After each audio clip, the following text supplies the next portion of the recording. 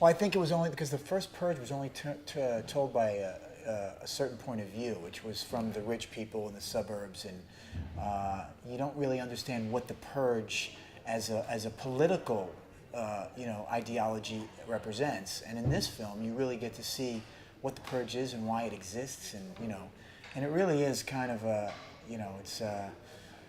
it kind of makes you scratch your head about where our society is, and violence and prejudice and all these things that we deal with on a daily basis, and if this would ever be a solution in some kind of crazy, macabre way.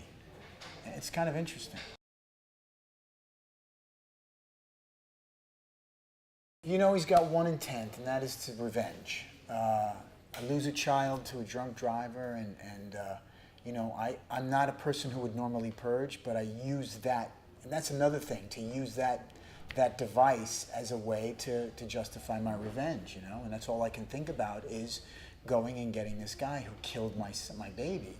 And then along the way, I pick up a couple of people who are victims of the purge, and although my super objective, if you will, is still to get this guy, I'm now dealing with what I have to deal with, which is helping someone.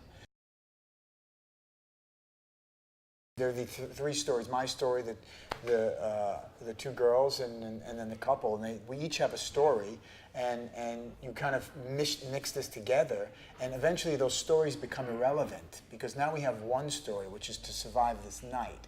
And so the very thing that got you to this place is really the very thing that's saving my life, metaphorically and physically. And so by the end, everyone makes a journey. Some make it and some don't. But I think no one is the same after that. No one, everyone's heart is different, and everyone's understanding of the purge and of people, of human beings, is different.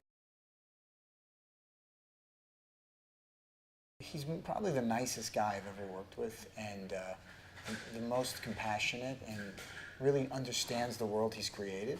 But he's very collaborative. If you have ideas or you disagree, he's fine. Which makes it a nice experience. And I love him. I'll do anything for him. Yeah.